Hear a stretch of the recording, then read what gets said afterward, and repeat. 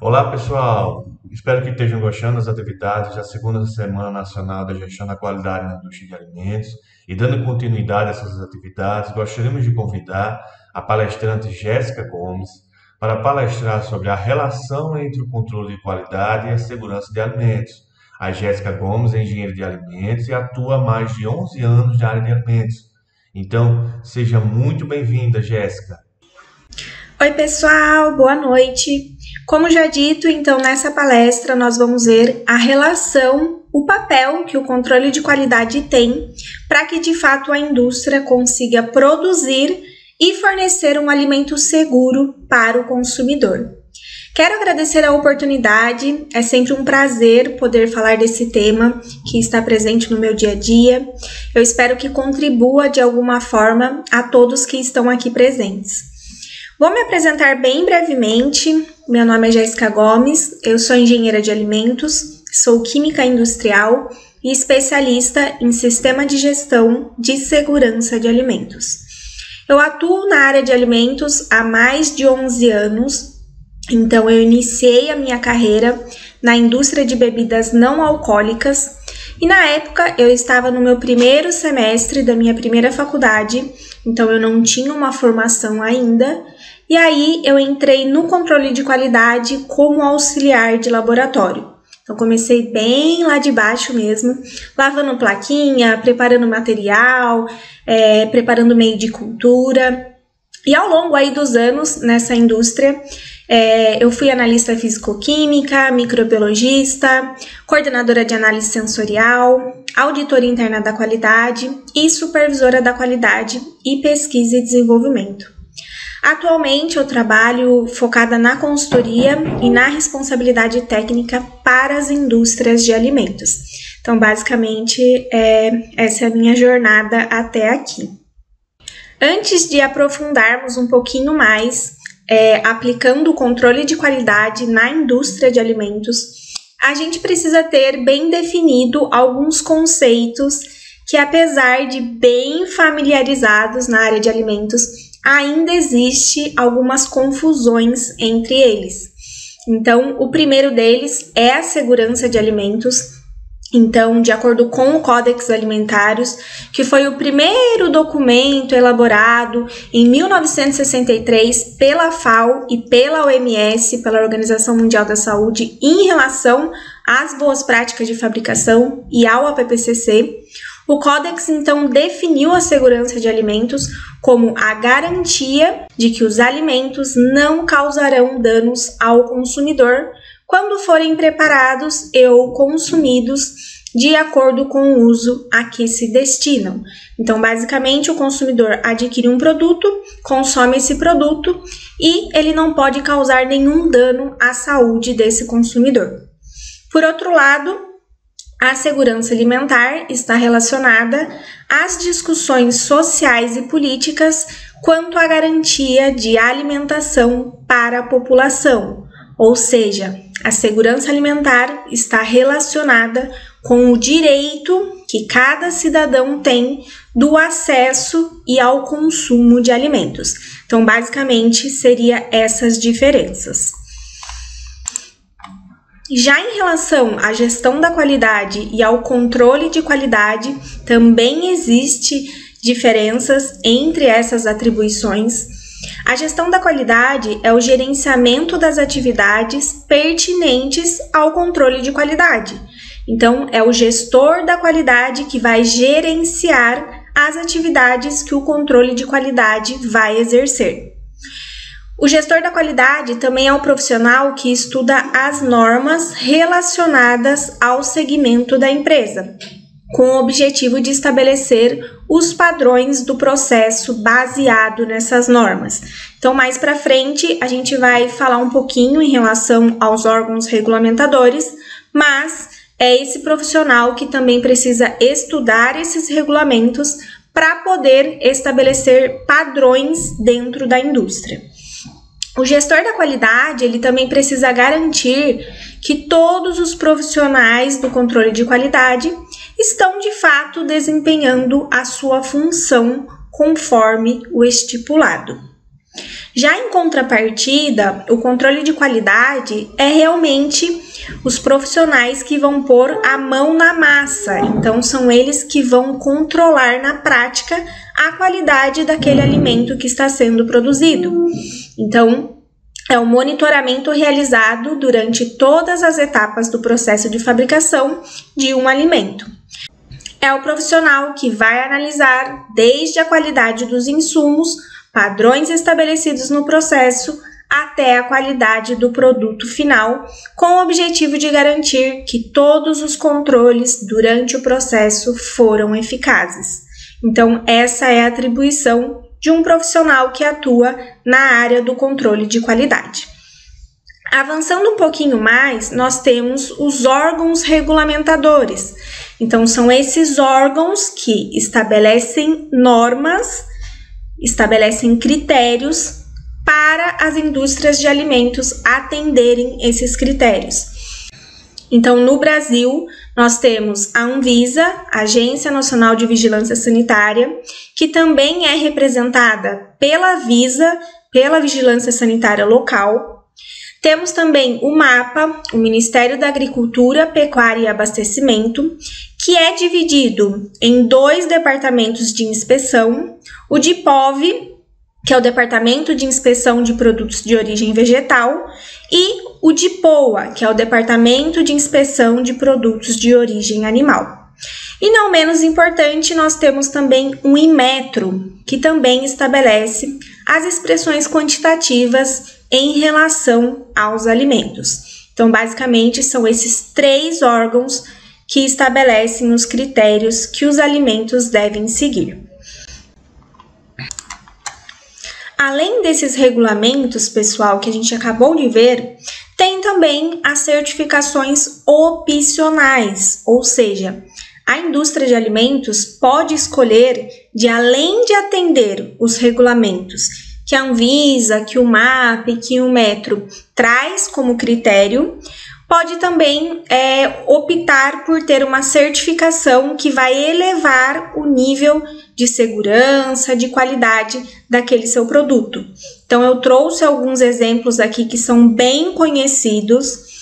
Então, temos a FSC 22000, que é um sistema de gestão de segurança de alimentos, a ISO 9001, que é um sistema de gestão da qualidade, e a BRC, que também é uma norma que é reconhecida pela GFSAI, que é a Iniciativa Global de Segurança de Alimentos, e que trazem aí critérios a mais do que a Anvisa e o MAPA e o Metro estabelecem. Eu trouxe aqui o que difere entre os critérios que são estabelecidos pela Anvisa, pelo MAPA e por essas certificações. De maneira geral, pessoal, a Anvisa é quem estabelece a base da segurança de alimentos, que é o quê? As boas práticas de fabricação, os procedimentos operacionais padronizados, o controle de alergênicos, o programa de rastreabilidade e recall, critérios de rotulagem e controle microbiológico. Então, basicamente, são esses os critérios estabelecidos pela Anvisa. Já o MAPA, pessoal, além desses regulamentos que são a base da segurança de alimentos, ele também estabelece o APPCC, que é a análise de perigos e pontos críticos de controle, o PPHO, que é os procedimentos padrões de higiene operacional, e o PAC, que são os programas de autocontrole. Ah, Jéssica, mas qual que é a diferença, então, das certificações que são opcionais? Também, além desses programas que eu citei aqui, normalmente, essas certificações que são reconhecidas pelo GFSAI, elas pedem que as empresas implementem o Food Defense, que é a defesa dos alimentos contra ataques intencionais, então por parte aí de colaboradores ou de concorrentes. O programa de Food Fraude, então um programa que vai proteger o alimento contra fraude alimentar, normalmente por parte da própria empresa, que visa um ganho econômico com essa fraude, e a cultura da segurança de alimentos. Sabendo que os órgãos regulamentadores existem, que as certificações opcionais existem, eu trouxe aqui um campo de atuação que a gente vai aplicar o controle de qualidade, que é a indústria de alimentos. Então, na indústria de alimentos existe um leque de possibilidades, tem diversas áreas, então desde bebidas, produtos de origem animal, vegetal, laticínios e por aí vai. Nós nunca vamos dominar 100% de todas as áreas da área de alimentos. Então, no mínimo, a gente precisa conhecer a área que a gente atua, o produto que a gente atua, tá? A área de alimentos está em constante evolução, então temos aí diversas legislações que mudam o tempo todo, então infelizmente a gente não consegue acompanhar de todas as áreas, mas pelo menos da área que a gente atua, é nossa obrigação estar por dentro. Bom, pensando agora na cadeia produtiva, eu trouxe aqui para a gente simular mesmo a aplicação do controle de qualidade dentro de uma cadeia produtiva. Eu vou mencionar as 6 etapas e depois a gente vai considerar uma a uma, tá? Para a gente ir pensando como que o controle de qualidade se aplica a cada uma delas. A primeira etapa seria o quê? A seleção dos insumos, então das matérias-primas, das embalagens. Seria aonde nasce o produto, certo? Depois nós temos que pensar no quê? No processo produtivo como um todo. Então, quais são os equipamentos que serão utilizados, quais serão os processos permitidos que serão utilizados no meu processamento aí do meu alimento. Alimento processado, vamos para o armazenamento, né? Como que esse alimento precisa ser armazenado. Transporte e depois exposição à venda até o consumidor final. Então, seria basicamente essas 6 etapas da nossa cadeia produtiva. Pensando no produto, a gente sempre tem que ter em mente qual a origem desse produto que eu estou trabalhando. É um produto de origem animal? É um produto de origem vegetal, mineral? Que produto que eu estou trabalhando? No caso aqui do exemplo da bebida, por exemplo, seria um produto de origem vegetal, certo? Qual que é o órgão regulamentador dessa categoria de alimento? No caso aqui, seria, por exemplo, vamos pensar numa kombucha, que é uma bebida que foi recentemente regulamentada pelo MAPA. Então, nós temos que o órgão regulamentador dessa categoria de alimento seria o MAPA. Existe um RTIQ específico para essa categoria de alimento? Existe, então sabemos que foi regulamentado e que existe um RTIQ para essa categoria de bebida. O que esse RTIQ traz para a gente? Qual que é a composição permitida, as matérias-primas permitidas para essa categoria de bebida? Qual que é o processo tecnológico permitido? Posso utilizar pasteurização? Não posso? Posso utilizar alguma filtração? Não posso? Tudo isso vai estar no meu RTIQ. Quais são os parâmetros analíticos que são estabelecidos como controle de acordo com o RTIQ dessa bebida? Então, teor de gás, normalmente na bebida gaseificada, pH, BRICS. Quais são os parâmetros que são estabelecidos e que deverão ser controlados? Quais são os parâmetros microbiológicos? Então, a Anvisa, pessoal, ela determina, independente da categoria de alimento que você trabalha, seja ela produto de origem vegetal, mineral ou animal. A Anvisa é quem estabelece os padrões microbiológicos. Então, para essa categoria de bebida, quais são os parâmetros microbiológicos que devem ser seguidos, né? Existem alguns casos que o próprio RTIQ do produto também estabelece os parâmetros microbiológicos. E aí, uma vez, até enviei questionamento para o MAPA para saber como que faz nesse caso. E aí, quem que eu atendo? A Anvisa ou o MAPA? Né? Já que o RTIQ da bebida estabelece uma coisa e a Anvisa estabelece outra. A resposta que eu tive é que teria que atender os 2 órgãos, então tanto a Anvisa quanto o MAPA. Por isso que eu sempre falo que quando surgem dúvidas, a gente sempre tem que ir na fonte do problema. Estou com uma dúvida em relação à Anvisa? Pede um respaldo da Anvisa. Estou com dúvida em relação ao MAPA, ao Inmetro? pede um respaldo para esses órgãos, porque sempre que a gente tem uma devolutiva, né, um retorno desses órgãos, a gente deixa arquivado e amanhã ou outra der um problema, a gente tem como provar, né, que esses órgãos que orientaram dessa forma. E por último, nós temos que saber também quais são as exigências para a rotulagem desse produto.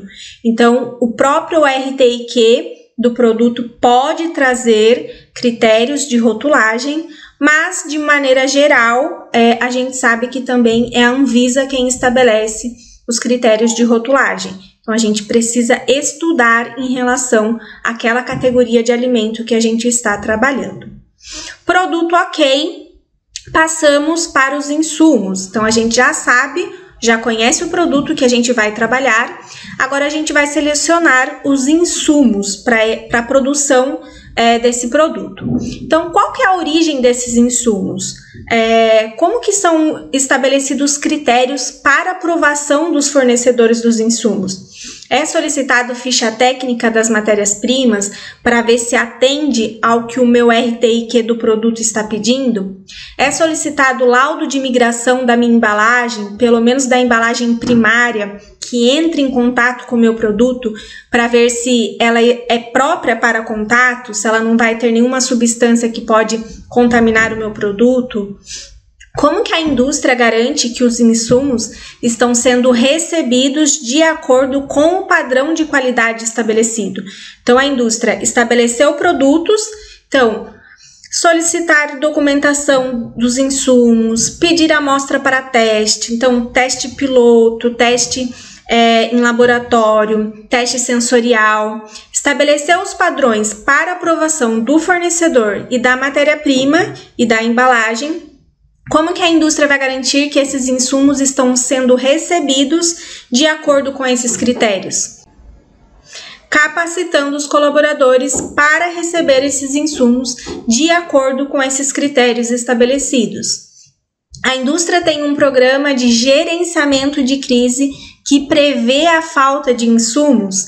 Então, nós temos aí a pandemia que trouxe uma falta de insumos na indústria, porque a grande maioria vem de fora, principalmente os pós, então conservante, sorbato, benzoato, vem da China, e aí nós tivemos um problema de abastecimento desses insumos, e a indústria tem que ter um programa de gerenciamento de crise que prevê como proceder em relação a essa situação, né? É um ponto que pode comprometer a segurança do produto. Insumos ok, agora seguimos para o processo produtivo. Então, precisamos conhecer qual é o processo que vai envolver a produção do alimento que eu estou trabalhando. Então, qual é o processo tecnológico utilizado na produção? Por exemplo, no exemplo aqui da bebida kombucha, no RTIQ permite que seja utilizado a pasteurização como tratamento térmico. Então, no próprio regulamento técnico da categoria de alimento que você está trabalhando, vai trazer ali o processo que pode ser utilizado. Quais os padrões estabelecidos para o processo utilizado? Então, no caso aqui da pasteurização, nós sabemos que envolve binômio tempo e temperatura. Então, esse é um padrão que tem que estar estabelecido no meu processo de pasteurização. Então, deve haver um controle em relação a esses parâmetros. Quais monitoramentos devem ser realizados? Então, além desse padrão estabelecido na pasteurização, teremos que monitorar, por exemplo, o pH, a acidez, o gás dessa bebida. Então, todos os parâmetros analíticos que foram estabelecidos lá no RTIQ da bebida. Quem são os responsáveis por fazer esses controles e monitoramento? Então, é a equipe do controle de qualidade?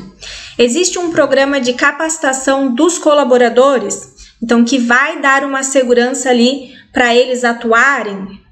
Os colaboradores são supervisionados, então a gestão da qualidade garante que o controle de qualidade está sendo desempenhado como proposto. Então, mais uma vez, o gestor da qualidade tem que garantir que o controle de qualidade está desempenhando as suas funções conforme estabelecido. Conhecemos o nosso processo produtivo, agora avançamos então para a etapa do estoque.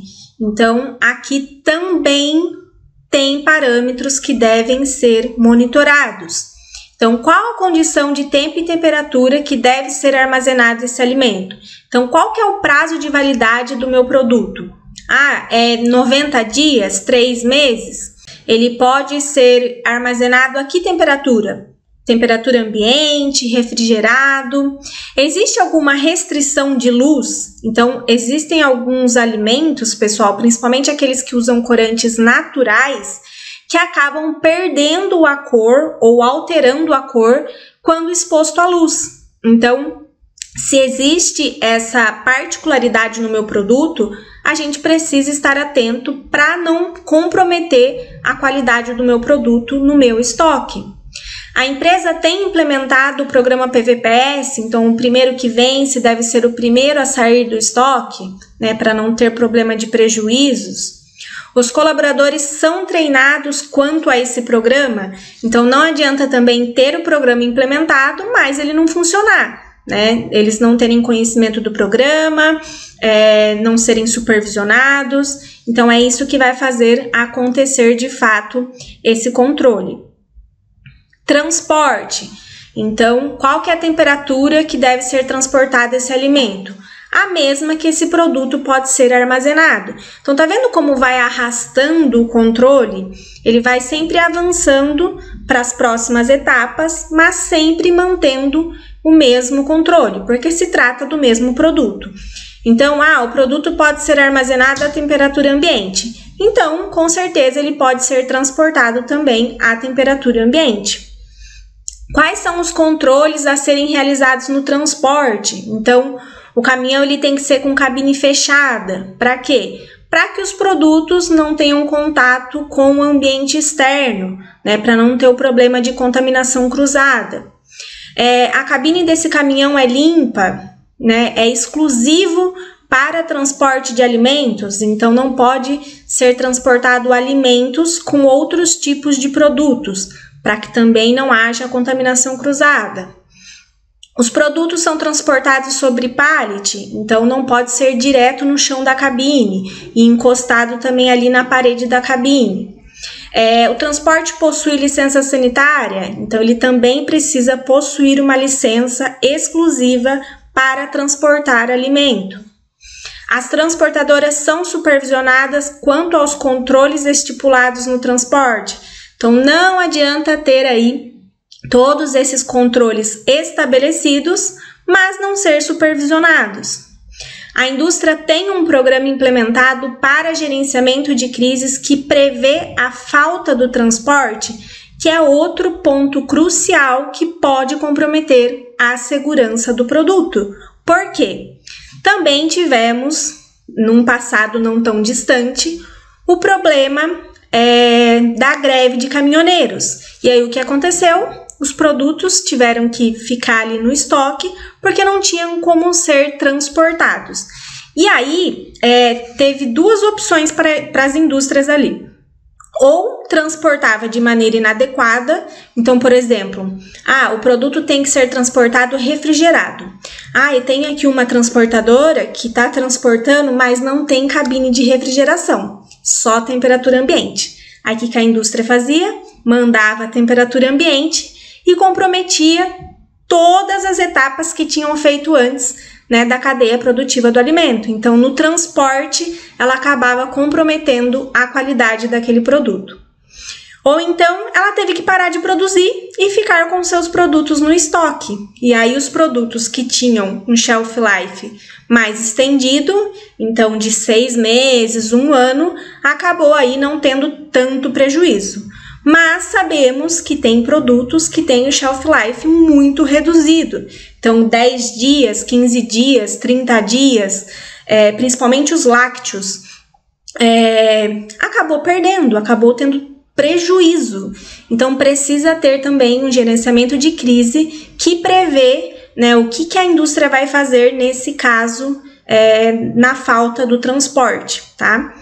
e seguimos então na nossa última etapa da nossa cadeia produtiva, que é a exposição até a mesa do consumidor. Então, como que esses produtos que estão sendo transportados estão sendo recebidos lá na ponta? Então, o serviço de alimentação, seja um restaurante, um supermercado, uma padaria, ou uma própria distribuidora, como que elas estão recebendo esses produtos, né? Qual temperatura que esse produto deve ser armazenado quando chegar lá na ponta? A mesma temperatura que ela foi estocada, que ela foi transportada e agora que ela vai ser armazenada para expor à venda ou até para consumo num restaurante, numa padaria. Existe alguma restrição de luz? Então, se existe uma restrição de luz no estoque da indústria, também vai existir ali exposto à venda. Então, essa informação deve ser fornecida ali pelo fabricante do produto, né, da indústria de alimentos. O serviço de alimentação, né, ou centro de distribuição que está recebendo esses produtos também tem um programa PVPS implementado, então ele também precisa ter implementado para que os produtos que vençam primeiro sejam utilizados lá na ponta, sejam expostos à venda lá na ponta primeiro, certo? Então, fechamos a nossa cadeia produtiva. Agora, pessoal, a gente vai falar um pouquinho, né, da parte burocrática do controle de qualidade. Então, o que todos esses controles, esses monitoramentos geram?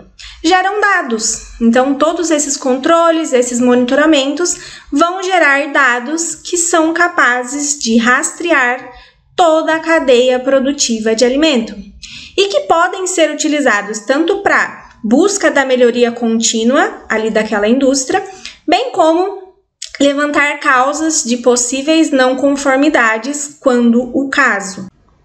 Então, sim, pessoal, os relatórios, os checklists têm um papel super importante dentro de uma indústria de alimentos. E mais importante ainda é que esses dados eles sejam confiáveis. Então, não adianta só preencher um checklist, só preencher um relatório para ter ali como preenchido, tá? Não adianta ter dados fictícios. Por quê? A coleta desses dados é o que vai refletir a realidade da empresa.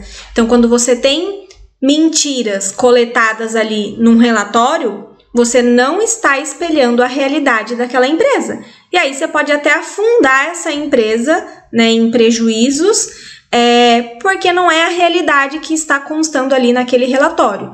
Então, os colaboradores que são responsáveis por controlar, monitorar e registrar esses dados precisam saber da importância que eles têm dentro, né, da indústria de alimentos. E para finalizar, pessoal, eu trouxe aqui dois fatores, na verdade são elementos que também podem influenciar na inocuidade dos alimentos. Então, os fatores internos e os fatores externos. Os fatores internos são aqueles que a indústria, de certo modo, tem um controle deles, que é o quê? O layout daquela indústria, então tem que ser um layout com fluxo ordenado, que não vai ter ali o cruzamento de um setor sujo para um setor limpo. A higienização das instalações, então como é realizado esse programa dentro da indústria. O controle integrado de vetores e pragas urbanas, que também deve ser implementado como um programa que possui ações preventivas e corretivas. O abastecimento de água, então como que a indústria está garantindo que a água que ela utiliza, desde a lavagem das mãos, da lavagem das edificações, das instalações, dos equipamentos, tem uma integridade boa, atende os padrões de potabilidade. Como que a indústria está garantindo que o manejo de resíduos, ou seja, os resíduos que são gerados pela indústria estão sendo descartados de forma correta? Como que a indústria está garantindo que os equipamentos, os móveis, os utensílios que são utilizados atende a demanda da produção daquela indústria, atende o desenho sanitário, né, com os materiais próprios para contato em alimentos? Como que a indústria atende os programas de higienização dos equipamentos, móveis e utensílios? Então, tem procedimentos implementados para cada equipamento, para cada utensílio. E os manipuladores, como que ela garante que os manipuladores estão desempenhando as suas funções, sempre atendendo aos padrões de boas práticas de fabricação dentro da indústria de alimentos. Então, esses são os fatores internos que podem comprometer a segurança do produto quando não controlados. E aí nós temos também os fatores externos, que é o quê? O que foge do controle da indústria. Então, nós temos mudanças climáticas, então a escassez de recursos naturais que não está sob o controle da indústria e que pode comprometer a segurança do produto. Crise sanitária, então surgimento de novos patógenos que envolvem os alimentos. Então, nós já tivemos casos aí de doença da vaca louca, peste suína. Crise econômica, então o efeito do dólar alto compromete com certeza drasticamente na segurança do produto. Por quê? Como eu disse para vocês, na pandemia, né, usando o exemplo de novo da pandemia, quando voltou o reabastecimento dos insumos, principalmente que vinham de fora, veio com um valor absurdamente alto, né, comparado com o que a gente consumia. E aí a gente sabe, né, nós que estamos ali na indústria, que nós sofremos uma pressão psicológica em o quê? Reduzir custo. E aí, o que acaba fazendo? Comprando matéria-prima mais barata, comprometendo a segurança do produto. Por quê? Porque a qualidade de um produto que custa 10 não é a mesma qualidade de um produto que custa 100. Então, o dólar pode comprometer, com certeza, a segurança do produto. Seletividade dos consumidores, então é algo também que foge do controle da indústria, mas que faz a indústria sair da zona de conforto. Por quê? Porque os consumidores estão cada vez mais seletivos quanto à alimentação, né? Estão buscando cada vez mais alimentos saudáveis, o que faz com que as indústrias desenvolvam alimentos para esse público, né? Atendendo aí à expectativa dos consumidores. Então, seriam esses dois fatores que comprometem aí diretamente na segurança e qualidade dos produtos. E finalizo aqui deixando uma mensagem que eu gosto sempre de frisar, que o controle de qualidade e a segurança dos alimentos é um conjunto de ações que envolve toda a cadeia produtiva do alimento. Ou seja, se uma daquelas 6 etapas que a gente viu aqui da cadeia produtiva, seleção dos insumos, processo produtivo em si, armazenamento dentro da indústria, estoque, exposição da venda, se uma dessas etapas falhar, pode comprometer todas as outras que fizeram tudo bonitinho por causa de uma etapa. Então, é um conjunto, pessoal, não funciona sozinho, por isso que a gente tem que ter em mente que todo mundo que trabalha dentro da indústria de alimentos tem uma parcela, né, de responsabilidade na segurança do produto. Agradeço mais uma vez a oportunidade, deixo aqui o meu contato, o meu e-mail e o meu Instagram. E também comento com vocês que eu tenho um curso que eu desenvolvi, é um curso que chama RT Consultoria e Controle de Qualidade em Alimentos, aplicado tanto à indústria de alimentos quanto ao serviço de alimentação, certo? Então, quem tiver interesse, é só me procurar por e-mail ou pelo Instagram, que eu vou estar explicando para vocês o conteúdo programático, tudo que envolve o curso. Tá bom? Então, até breve!